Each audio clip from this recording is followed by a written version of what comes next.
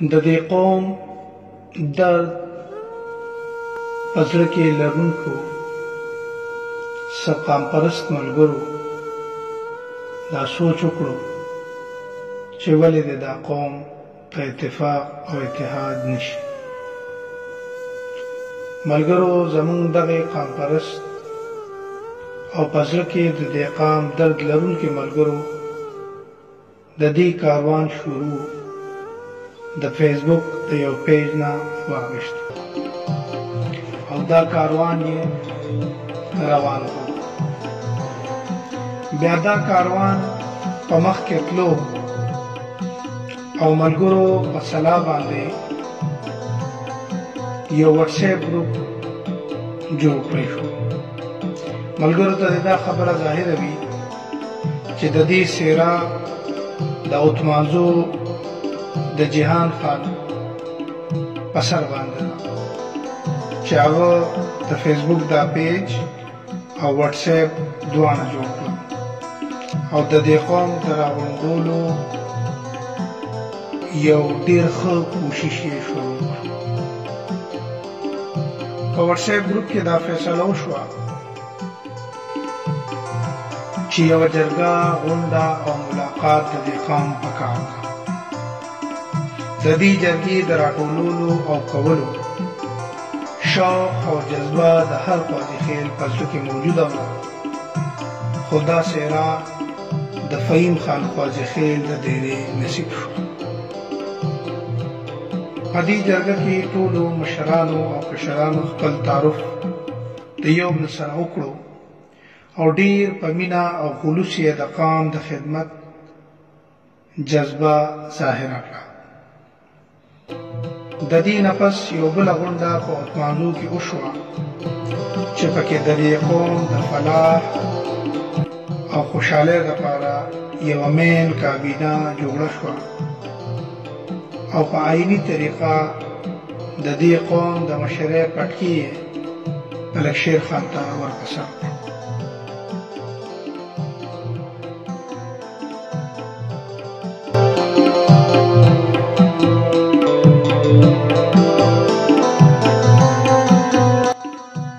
بیا دا مزل جاری و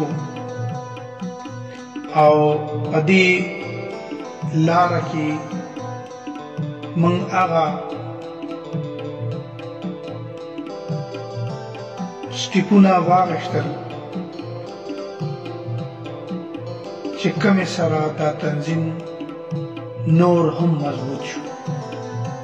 په دې سټیپونو کې یو سټیپ د ځوانانو تنظیمو او دویم سټیپ څلور څانګې جوړولو چې هغه ډېر په ښه طریقه باندې وټاکلی شو او د هغوی مشران او کابینه په عیني طریقه باندې جوړه شوه. ملګرو دا سفر وروسته وضع د مینې او خلوص نه ډکېده او دا دومره حد ته ورسېدو چې په دې کې یو بله غونډه د بابر خان قاضي خیل د ایبټ آباد په دیره کې راجوړه کړې شوه او هغه خپل او د دې قام عزت نور هم سیوا کړو.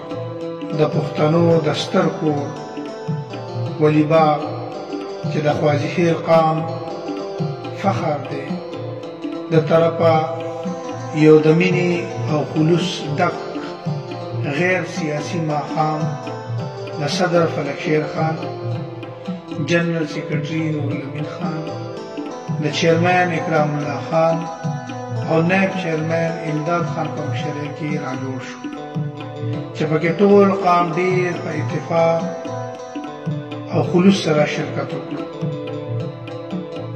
ملګرو الحمدلله موږ سره یوه مضبوطه اصلاحي جرګه هم شته چې د دې قام د امن او د خوشحالۍ لپاره یې یو لوی کردار ادا کړو او ادا کوي.